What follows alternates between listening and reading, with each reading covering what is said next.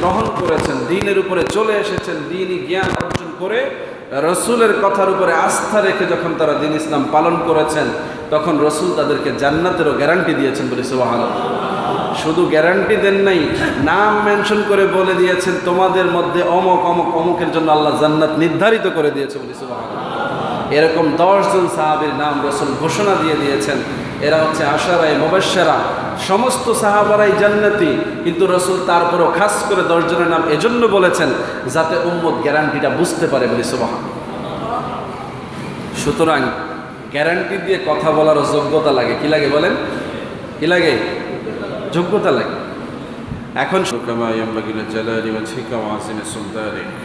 আল্লাহ পাকের দরবারে আমরা শুকরিয়া আদায় করি, পড়ি আলহামদুলিল্লাহ।